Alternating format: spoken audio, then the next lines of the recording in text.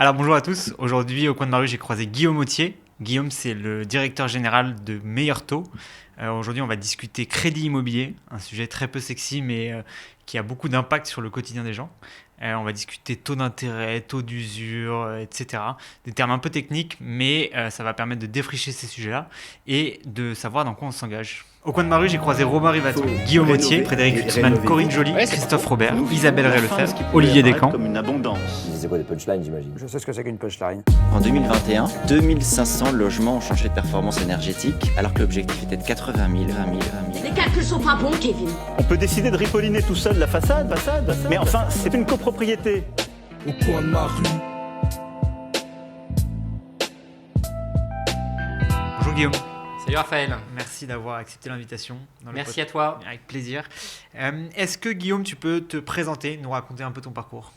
Je m'appelle Guillaume Autier, je suis le président d'un groupe qui s'appelle Meilleur Taux, qui est une marque très connue des Français, boîte qui a été créée, on va dire, dans la première génération des boîtes du web, en 99. Donc on a fêté nos 20 ans il y a quelques années.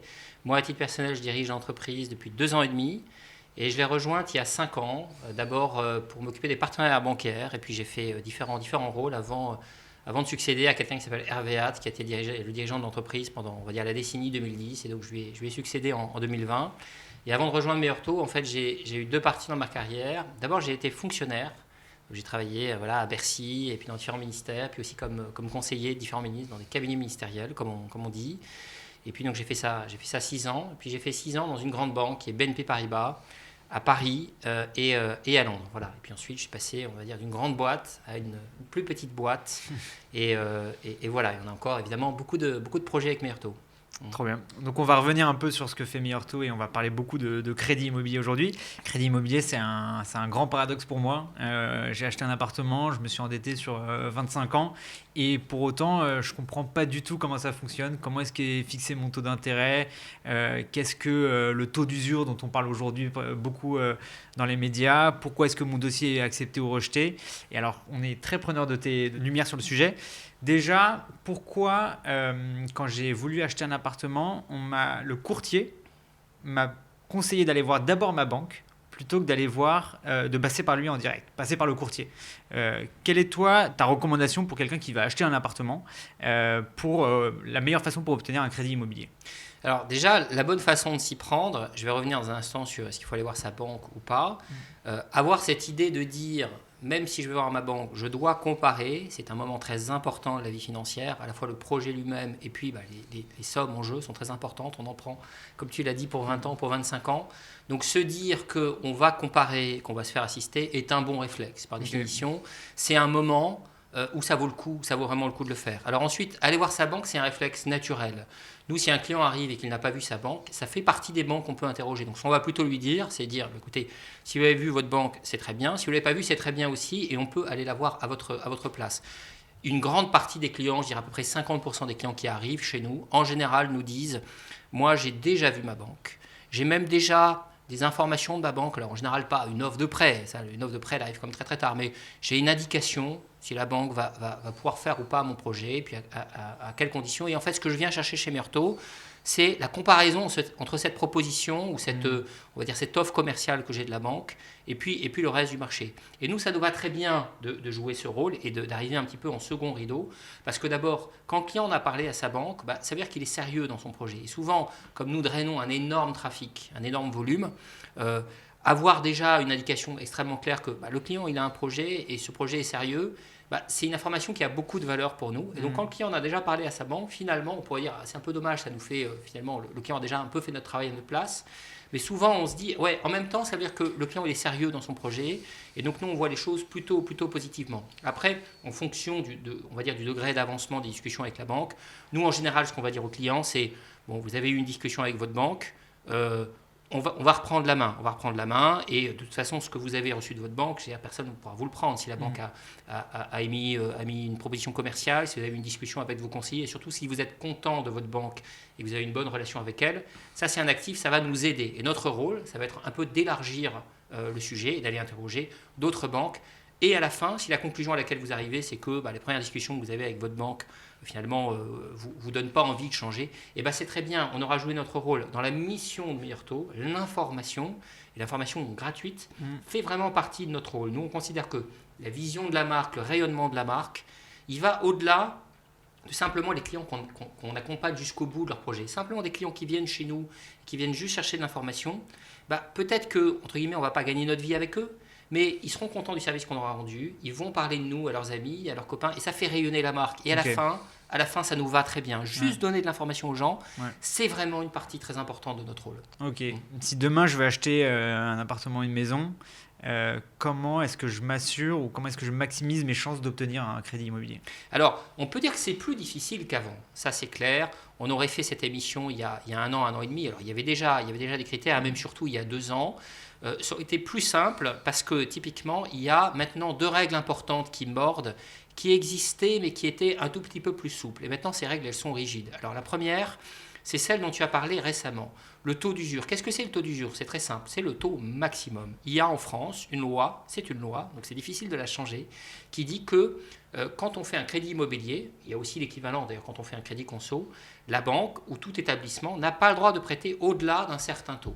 Et d'ailleurs, c'est assez dur et assez sévère parce que si tu vas au-delà, c'est un délit en fait. Il y a une infraction pénale. C'est pas juste que c'est interdit et que ton contrat n'entre pas en vigueur ou que par exemple les intérêts sont pas exigibles. C'est vraiment un délit. Donc c'est grave. Donc évidemment, aucune banque ne va prendre le risque de dépasser ce qu'on appelle le taux d'usure. Le point important sur le taux d'usure, c'est que c'est un taux tout compris. Donc c'est une limite qui s'applique à ce qu'on appelle le TAEG. Le TAEG, c'est le taux tout compris. Donc souvent, quand on parle d'un crédit immobilier, on va parler du taux de la banque. Quand on est dans une soirée avec des copains, on dit « t'as eu combien ? Un 8, un 9, etc. » C'est important, bien sûr, ce taux-là. Mais ce qui est très important, c'est que le taux d'usure, il prend d'autres éléments. Il va prendre notamment 3 autres éléments qui sont importants. Il va prendre l'assurance. Quand on prend un crédit immobilier, dans quasi tous les cas, on prend une assurance emprunteur. J'y reviendrai parce que c'est un élément très important sur lequel il y a eu beaucoup de changements. Et donc, il faut beaucoup plus que dans le passé poser des questions à sa banque sur ce sujet. Mais je vais y revenir dans un instant. Il y a des frais. La banque prend des frais. Nous, en tant que courtier, on va aussi prendre des frais. On prend en fait des honoraires. Et donc, ça rentre dans le calcul des TAEG. Et puis, un troisième élément qui est ce qu'on appelle la garantie. C'est-à-dire que les banques vont se protéger contre un risque de défaut. Et tout ça, ça fait des frais. Ça va être des dépenses pour le client. Et ça rentre dans le TAEG. Donc, le taux d'usure, c'est un plafond qui s'applique à tout ça. Et alors, pourquoi je dis que c'est plus important qu'avant? C'est que le taux d'usure, il est défini par une formule. Cette formule, elle s'adapte, elle dépend elle-même du marché. En fait, c'est une formule, entre guillemets, un peu autorisatrice qui dépend du marché. Mais quand les taux étaient bas, le taux d'usure était bas. Quand les taux sont élevés, ils continuent d'augmenter, le taux d'usure est élevé. Mais le problème, c'est la transition entre les deux. C'est que le taux d'usure, il s'adapte avec un peu de retard. Or, l'année dernière, les taux ont monté très rapidement. Et bien donc, on s'est retrouvé dans une situation où les taux ont monté et puis le taux d'usure, il n'avait pas encore monté. Et donc, on voit très bien ce qui s'est passé. Finalement, le taux d'usure maximum, le taux auquel on pouvait emprunter, restait bas, alors que les taux de marché, ils étaient élevés. Qu'est-ce que ça veut dire en pratique? Ça veut dire que les banques, si elles voulaient prêter, si elles voulaient respecter le taux d'usure, il fallait qu'elles prêtent à perte, avec des taux très bas. Ouais, mais ça, c'est un problème pour elles. En tant qu'individu, j'ai aucun pouvoir là-dessus. Je suis complètement dépendant de ce que fait, je sais pas qui, la Banque de France. Tu n'as aucun pouvoir là-dessus. Ouais. La banque elle-même n'a aucun pouvoir là-dessus, parce que c'est une formule. Et il y a juste un calcul qui est fait par la Banque de France. Et on va dire, même la Banque de France n'a pas de pouvoir là-dessus. Elle applique la loi. Alors, pour être complet, parce que nous, du coup, on s'est saisi de ce sujet. On a dit à la Banque de France, attendez, c'est quand même absurde cette situation. Vous avez des gens qui veulent emprunter, vous avez des banques qui veulent prêter. Et puis là, il y a juste cette mécanique du taux d'usure, l'effet retard. C'est-à-dire les taux qui montent et le taux d'usure qui va monter, mais ça va prendre du temps. Et ça empêche les gens d'emprunter parce que si la banque prête à perte, si elle ne peut pas monter son taux à cause du taux d'usure, concrètement, ce qu'elle fait, c'est qu'elle ne prête pas. Ouais. Et on peut pas alors ça, on va revenir là-dessus sur l'action que vous avez menée là-dessus. C'était intéressant parce qu'en plus, je pense que vous n'étiez pas unanime chez les courtiers vis-à-vis de la politique qu'il fallait faire évoluer. Mais vraiment, si on reste sur qu'est-ce que je peux faire en tant qu'individu pour m'assurer ou pour augmenter mes chances d'obtenir un crédit. Donc au-delà du taux d'usure, qu'est-ce qu'on peut faire? Donc là-dessus, alors en fait, déjà pour optimiser le TAEG et être en dessous du taux d'usure, il faut regarder tous les aspects. C'est-à-dire quand j'ai dit dans le TAEG, il y a plusieurs éléments. Ouais. Je pense que le premier réflexe très important à avoir, c'est de se dire le taux du crédit, c'est important. Ouais. Et il faut regarder les autres éléments aussi. Parce que ce qui va permettre de passer en dessous du TAEG, en dessous du TAEG maximum, c'est bien sûr le taux du crédit, mais c'est aussi l'assurance, c'est aussi les frais. Et donc un très bon conseil à donner à tous ceux qui nous écoutent et à toute personne qui veut faire un crédit IMO, c'est Le taux n'est qu'un élément. Regardez tous les autres éléments. Posez des questions à votre courtier, à votre banquier sur l'assurance, les frais de garantie. Parce qu'à la fin, ce qui va donner le maximum de chances de succès, c'est si tous ces éléments mis ensemble, finalement, vous permettent de passer en dessous du taux d'usure. Ça, c'est le premier réflexe. Le deuxième réflexe, c'est qu'il y a une autre contrainte qui est en fait, alors on l'appelle par un acronyme un peu barbare qui s'appelle le HCSF. Le HCSF, c'est quoi? C'est un Haut Comité de Stabilité Financière. Bon, c'est très poétique, ça fait un peu technocratique, et en effet, c'est un tout petit peu technocratique. Donc, c'est des gens évidemment très intelligents et très savants qui ont fixé d'autres règles, notamment une règle très simple, c'est le ratio entre ce que tu vas payer pour ton crédit et tes revenus. Et on a tous en tête le fameux 33% qui existait avant. Là, la règle a été un petit peu ajustée. Le HCSF a dit c'est 35%. Le problème, c'est que les banques appliquaient cette règle de façon assez souple. Elles disaient il faut être en gros autour, il ne faut pas dépasser 33. Avec le HCSF, ce comité qui s'est réuni en fait au début de l'année 2020, il a dit non, c'est une norme stricte. Et ça a plein d'impacts sur les gens qui avant pouvaient emprunter et ne peuvent plus emprunter. Et donc la règle du jeu, c'est que, sauf quelques exceptions, il faut être en dessous de ce ratio. Et donc, comment on fait pour être en dessous? Une bonne façon, c'est déjà de maximiser l'apport. Parce que si on n'a pas d'apport, si on doit d'abord payer le prix fort et puis ensuite avoir le prêt maximum, on a un risque plus élevé de devoir en fait rembourser tous les mois un montant assez élevé et donc d'être au-dessus du 35%. Donc, c'est clair qu'il y a 2 ans, on aurait dit prenez le moins d'apport possible parce que c'est très intéressant d'emprunter à des taux très bas. Maintenant, on ne peut plus vraiment dire ça. Et on va dire aux gens, en gros, en dessous de 10% d'apport, si tu as le montant total de ton bien, en incluant les frais de notaire, en dessous de 10% d'apport, c'est quasiment impossible d'obtenir un crédit. Et donc, c'est clair qu'un autre conseil très clair qu'on peut donner, c'est n'allez pas voir votre banque, ne démarrez pas votre projet de crédit IMO sans au moins 10% d'apport. Okay. Et puis, le troisième élément, c'est que comme on doit être en dessous de ce 35%, c'est-à-dire des mensualités qui ne dépassent pas ce montant-là, et parfois, il ne faut pas emprunter trop court, parce que si tu empruntes trop court, ça veut dire que tu as des mensualités élevées, et ces mensualités, elles risquent en fait d'être au-dessus de cette limite de 35%. Alors tout ça est assez technique, mais en fait concrètement, qu'est-ce que ça veut dire? Ça veut dire avoir de l'apport, ça veut dire négocier tous les aspects, et puis ça veut dire finalement avoir un crédit qui soit suffisamment long pour ne pas risquer d'être au-dessus de cette norme de 35%. Donc ça, c'est des conseils très concrets. Okay. Conclusion, faut être armé, il faut être accompagné, et c'est là en fait qu'on joue notre rôle, parce que le crédit IMO, c'est devenu plus complexe qu'avant. Ouais. Et on peut dire il y a une place pour des acteurs comme Meilleur Taux. C'est un peu à ça qu'on sert. Faut être armé, mais du coup, faut être riche aussi. Enfin, j'ai l'impression que toute cette situation fait en sorte que ceux qui ont le plus de chances d'avoir de l'argent, c'est les riches, et en fait on prête aux riches, c'est-à-dire il faut avoir de l'apport, donc il faut déjà avoir du capital, c'est pas donné à tout le monde. Si en plus il faut avoir des revenus qui sont élevés par rapport aux mensualités, il faut aussi avoir un revenu moyen qui est élevé.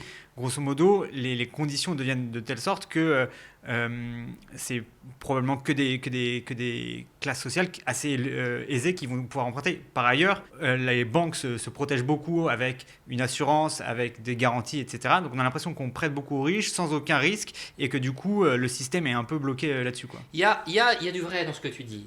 Il est clair que si on arrive et qu'on va voir une banque ou qu'on y va par l'intermédiaire d'un courtier, en disant à la banque, bon déjà moi je gagne très bien ma vie. Alors la banque évidemment quand elle va voir quelqu'un qui gagne très bien sa vie, elle va se dire du coup il va me prendre un moyen de paiement par exemple très intéressant, ou alors, et ça c'est très intéressant pour une banque, il va, après avoir un tout petit peu commencé à rembourser son crédit, ce client va prendre des produits d'épargne chez moi par exemple. Donc c'est un client intéressant. Et il est clair, et ça rejoint ce que tu dis, que le client qui est dans cette situation, il aura de meilleures conditions.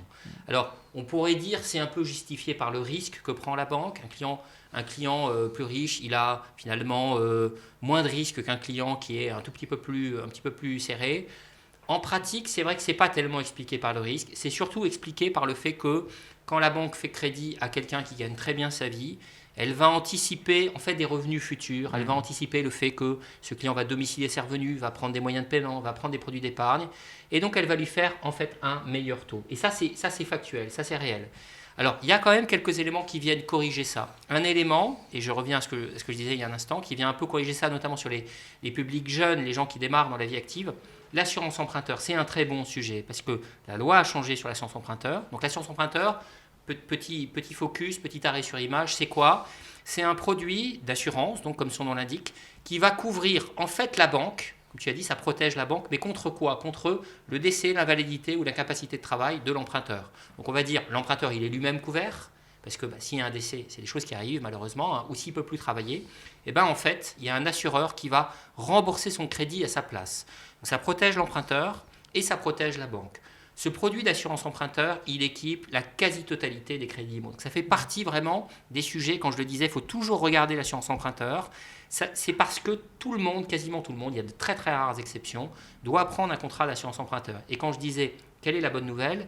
Eh ben, c'est que la loi maintenant permet de changer d'assurance emprunteur. Elle permet en fait, depuis quelques années, de choisir son assurance emprunteur au moment du prêt.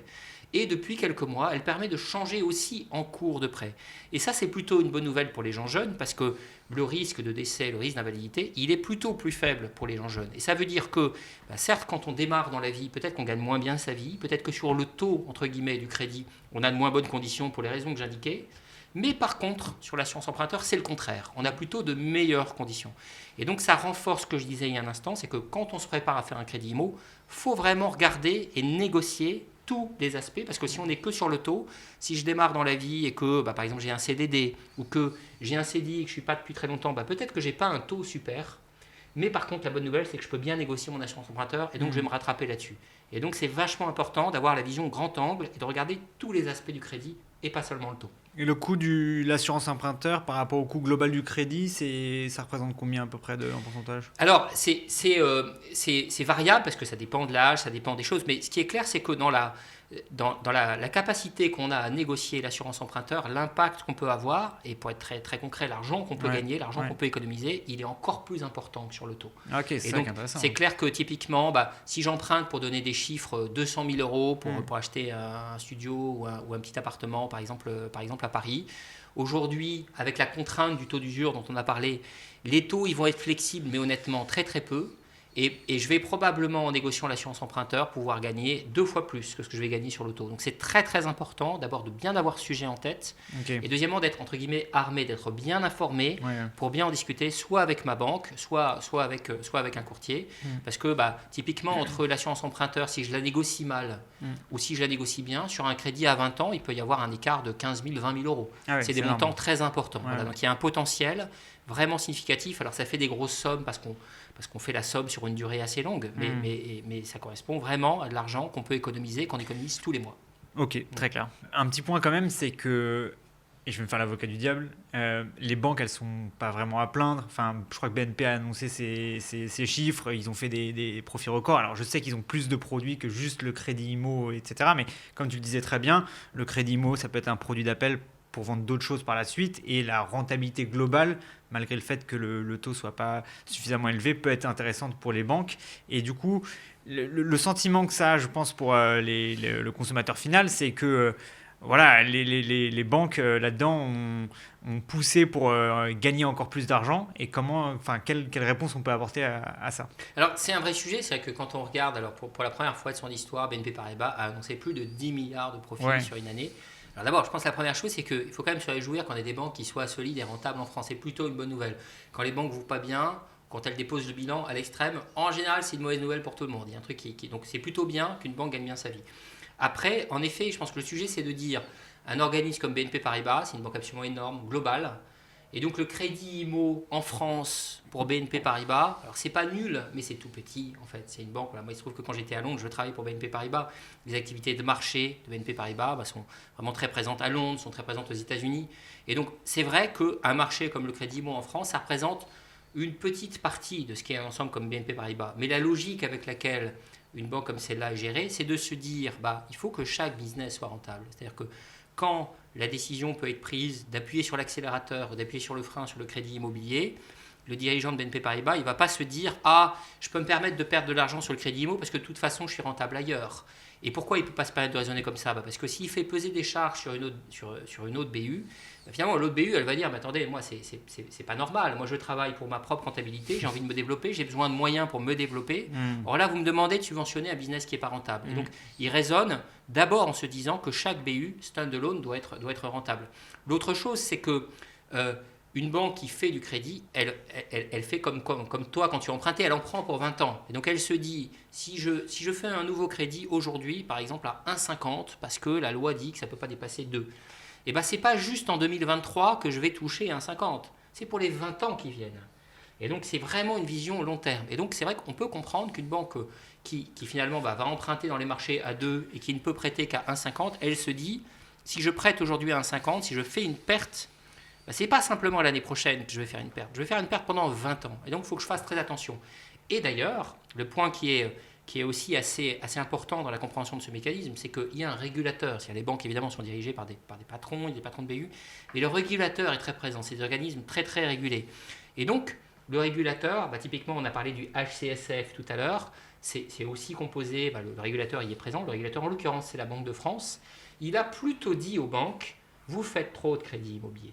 Il leur a dit, d'ailleurs il y a 2 ans, là, quand les normes du HCSF sont sorties, c'était cette idée-là, il a plutôt dit aux banques, aujourd'hui les 200 milliards dont je parlais c'est un peu trop, les taux des crédits immobiliers ils sont plutôt trop bas et donc ils font peser des risques à long terme sur les banques, vous prêtez à des prix trop bas et ça crée des problèmes, on va dire de long terme, de solvabilité pour les banques. Et donc non seulement c'est, on va dire, du point de vue de la gestion rentable du business, c'est engagé pour très très longtemps le bilan de la banque, mais même sur un plan réglementaire, le régulateur, lui, il a plutôt dit aux banques, c'est pas bien de prêter trop d'argent, trop longtemps, à des taux trop bas. Et donc il y a eu ces 2 pressions qui ont fait que le marché s'est vraiment grippé sur la deuxième partie de l'année dernière.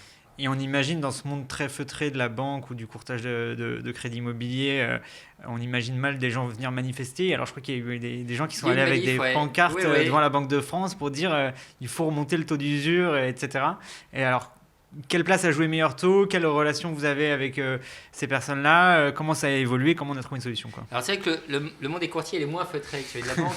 Mais alors nous, on a évidemment beaucoup de respect pour nos confrères. On a aussi un peu notre façon de parler qui est propre, notre ton. Et puis je pense qu'on a aussi une marque qui est très connue des Français et qui du coup nous invite à faire un tout petit peu attention. C'est vrai qu'aller manifester, c'est pas tellement notre genre. On préfère argumenter, amener des chiffres, amener des situations.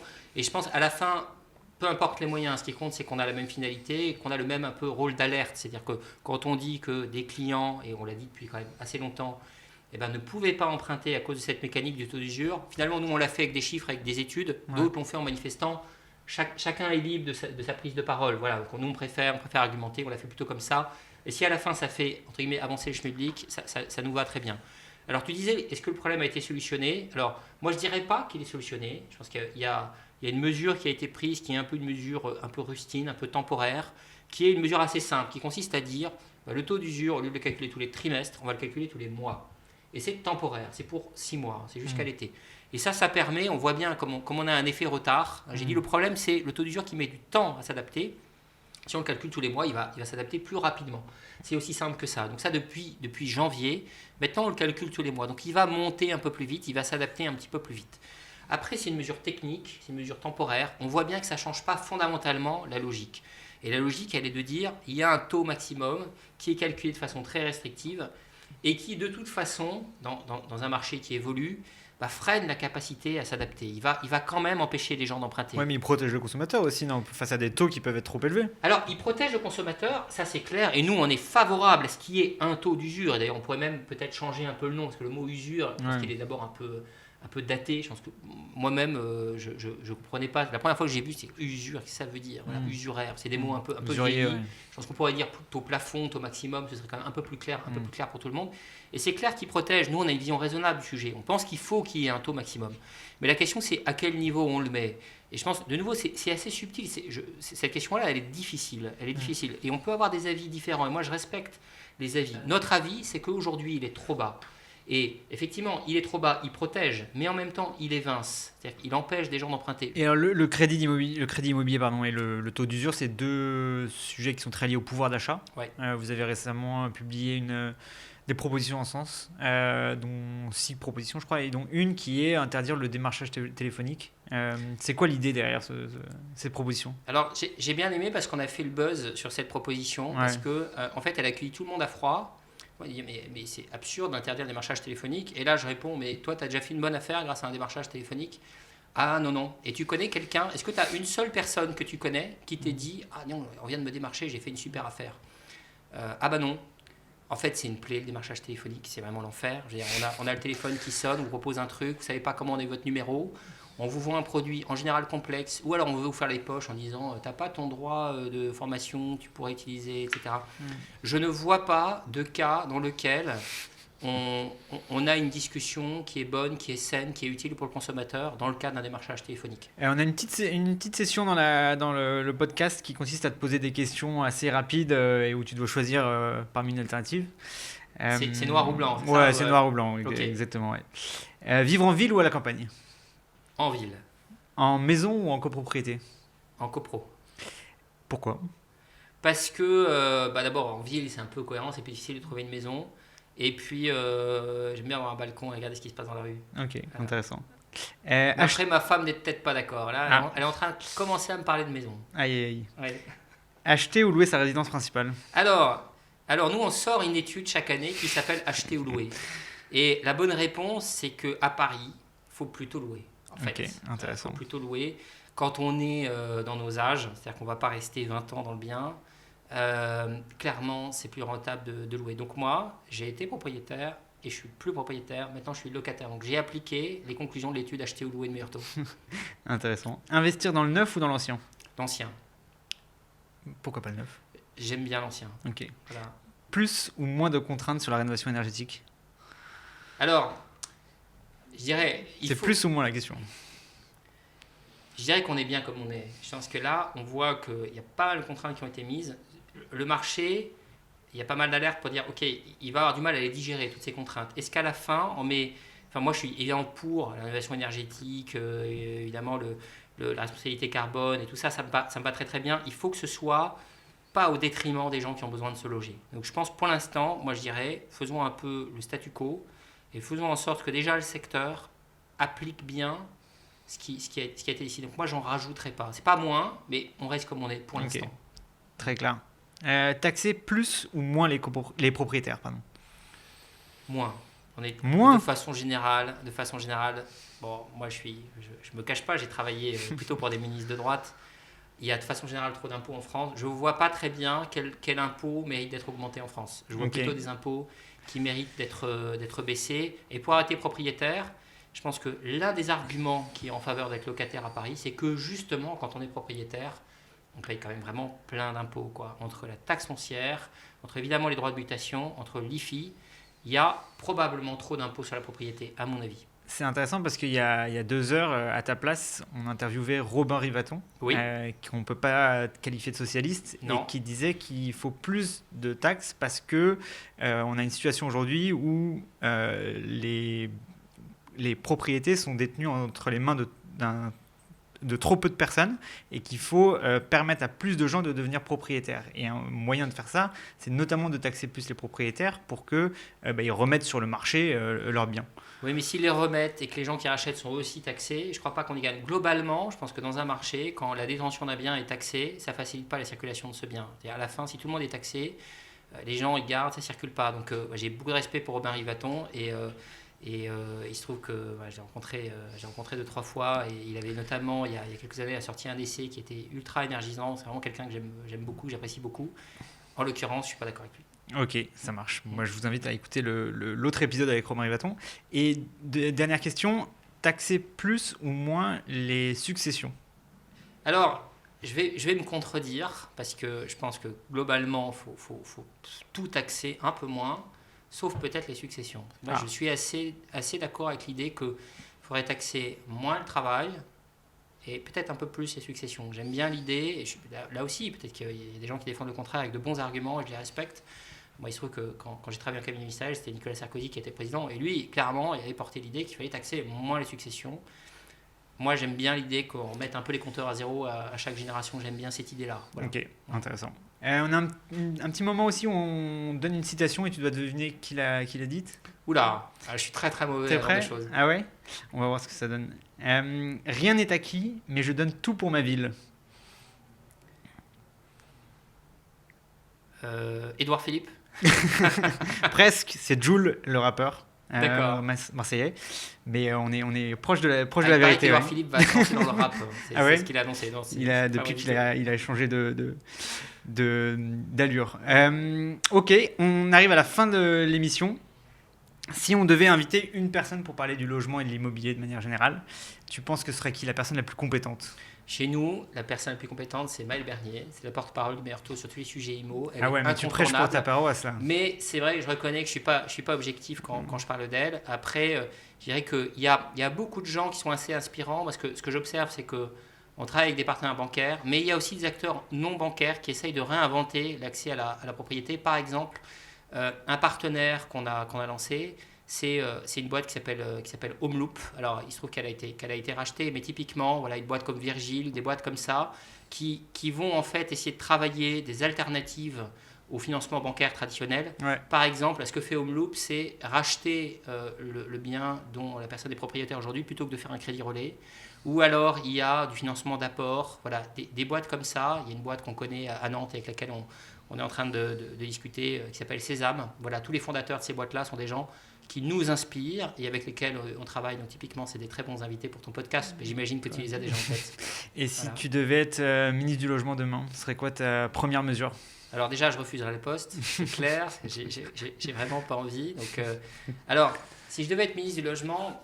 Une mesure. Une mesure. Je pense que...